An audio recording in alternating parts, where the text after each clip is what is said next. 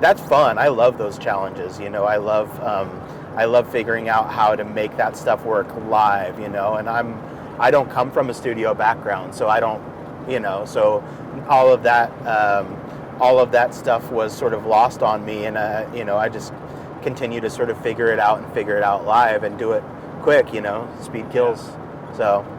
Well, yeah, and the speed thing is really like, that's where you find out like who's like, because I thought back in the 90s, I thought I really wanted to be a studio engineer, and I was like really fascinated by all of that stuff. And then, I went and I did that for a couple of years, and I was like, oh, this is actually not at all what I want to do, because it's like, it wasn't like, it didn't really fit my personality type, because right.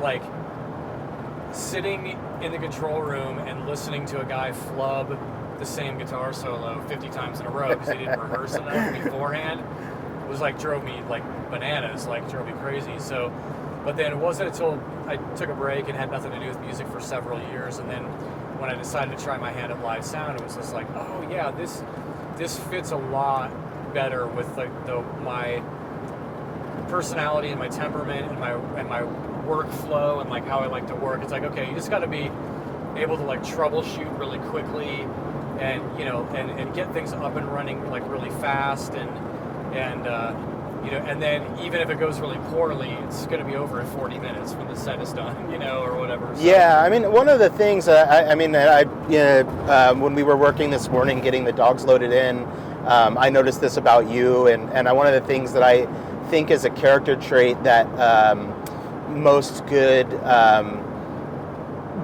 engineers have that do live work, and really a lot of people in general that do live audio work and backline tech work, is the ability to sort of like work through that stress and compartmentalize that in a way that, and it's probably no surprise to me why those folks tend to blow off steam pretty hard.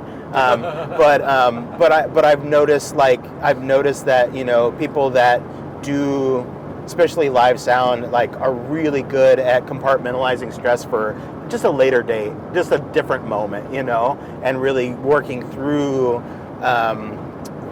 crisis in a pretty meanul, level-headed way, and that translates into really lots of parts of life. I've had people sort of comment to me that that was like that was a quality that they sort of had observed in myself, and I just don't.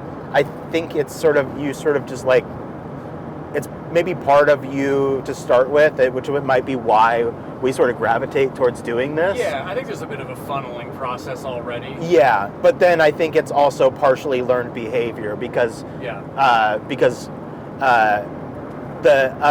like a rough day at the office can be really rough in this business, Yeah.